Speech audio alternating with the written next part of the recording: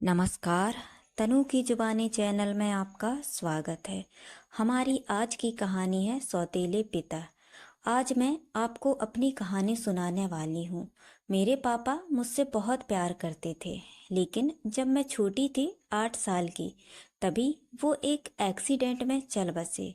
मेरी माँ ने उसके बाद दूसरी शादी कर ली। सच बताऊं तो मैं नहीं चाहती थी कि मेरी मम्मी दूसरी शादी करे, लेकिन उस समय अकेली औरत, छोटी बच्ची, इसीलिए मेरी माँ ने शादी कर ली।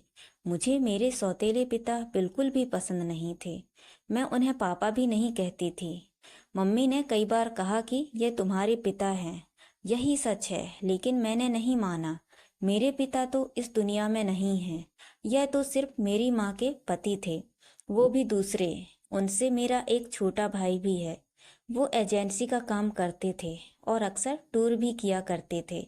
मेरे सौतेले पिता जब भी मुझसे बात करते या पास आते, मैं उनसे बात भी नहीं करती थी।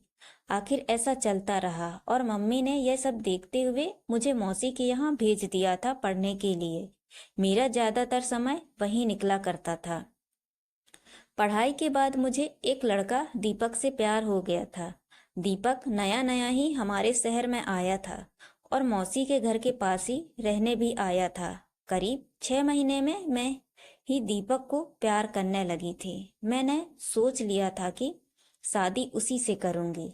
वो उम्र में करीब मुझसे 5 साल बड़ा था, लेकिन प्यार में यह सब कहाँ देखा जाता है। मैंने मेरी माँ को बता दिया कि मैं दीपक से शादी करना चाहती हूँ। मेरी माँ ने बोला ठीक है। दीपक को मिलने के लिए मेरे घर बुलाया। दीपक अनाथ था, उसके माता पिता और रिश्तेदार नहीं थे, इसीलिए वो खुद मेरे घर हमारी शादी की बात करने आया था। मुझे बस मेरी माँ की हाँ सुननी थी। पिता से मुझे कोई मतलब नहीं था, लेकिन वो भी वहीं थे जब दीपक आया था। माँ को लड़का पसंद आ गया। मैं खुश थी। दीपक घर चला गया और मम्मी भी कुछ काम से बाहर गई थी। जब मैं घर में अकेली थी, तब मेरे सौतेले पिता मेरे पास आए। बोले, तुम उस लड़के से शादी नहीं करोगी। मैंने कहा, आपसे किसने पूछा? चले जाइए यहाँ से। मैं वहां से जाने लगी, तब उन्होंने मेरा हाथ पकड़ा और फिर कहा, तुम इससे शादी नहीं कर सकती हो। इस बार उनकी आंखों में थोड़ा गुस्सा था।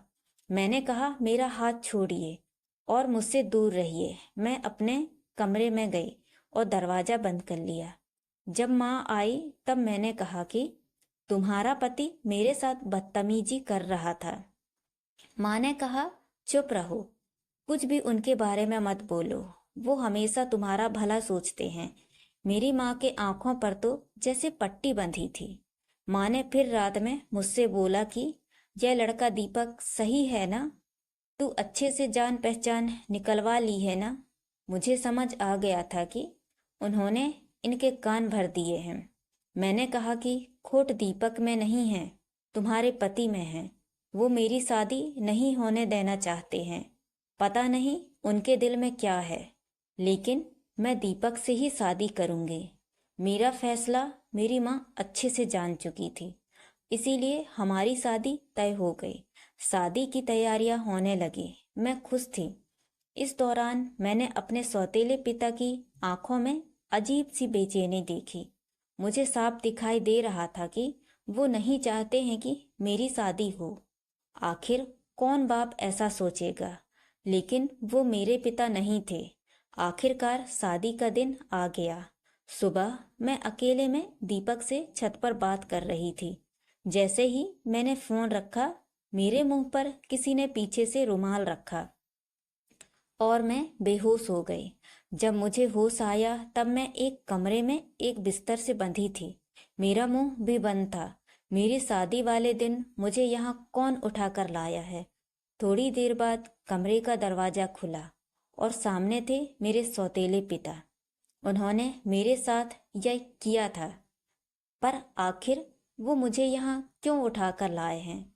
मुझे वो पसंद नहीं थे, लेकिन वो इस हद तक गिरे हैं मुझे नहीं पता था। ऐसा तो मैंने उनके बारे में नहीं सोचा था। मैं यही सब सोच रही थी तब वो बोले, मैं तुम्हारी शादी उस लड़के से नहीं होने दूंगा।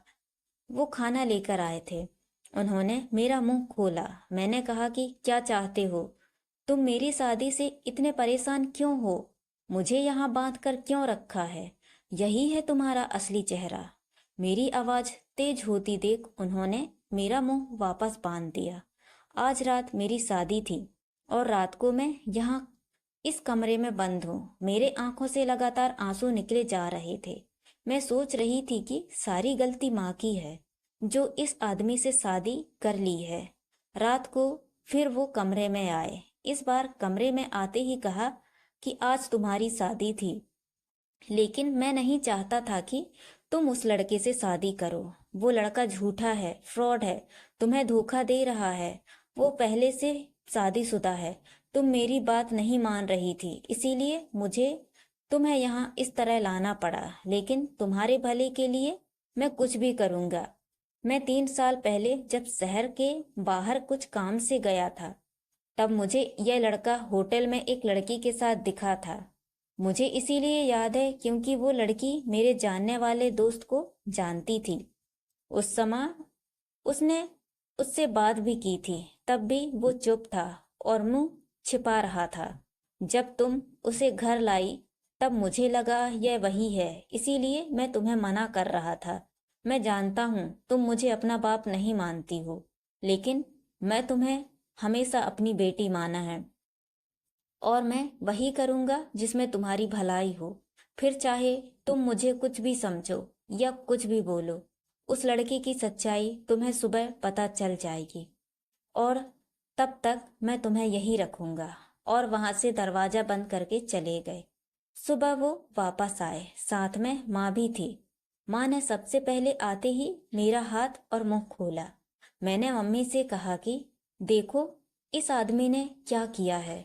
अभी तक मुझे उनकी बातों पर रत्ती भर भी विश्वास नहीं था, लेकिन फिर दरवाजे से एक और औरत आई। उसके हाथ में एक छोटा बच्चा भी था। वो औरत बोली कि यह सही बोल रहे हैं, वो आदमी धोखेबाज है। उसने मुझे भी धोखा दिया है। वो अनाथ नहीं है, उसके घरवाले भी हैं। मेरे सामने वो खड़ी औरत, उसका बच्चा, मेरी माँ, इन सबको देखकर मुझे भी अब यकीन होने लगा था। मैंने उसी समय दीपक को फोन लगाया, लेकिन उसका फोन स्विच ऑफ था। शायद उसे भी पता चल गया था कि उसकी सच्चाई सामने आ गई है। उसके खिलाफ अब जो भी कार्रवाई होगी वो पुलिस करेगी। मेरे सौतेले पिता उसके बाद भी मुझसे बात नहीं कर रहे थे।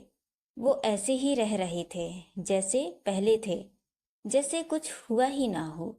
5 दिन बाद ही उनका बर्थडे था। मैंने पहली बार केक बनाया और उन्हें सरप्राइज दिया। उन्हें बोला हैप्पी बर्थडे पापा। मेरे ऐसा बोलते ही उनकी आंखों में आंसू आ गए। इतने सालों से दबा रखे थे शायद।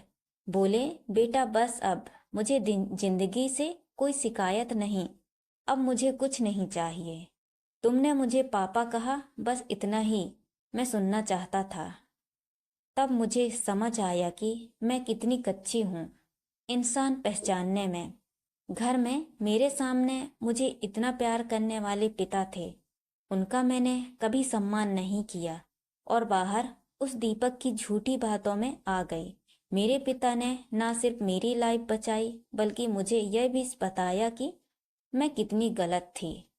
तो दोस्तों, ये कहानी आपको कैसी लगी? लाइक और कमेंट करके ज़रूर बताएं और चैनल को सब्सक्राइब करना ना भूलें। तो मिलते हैं अगली कहानी में। बहुत बहुत धन्यवाद।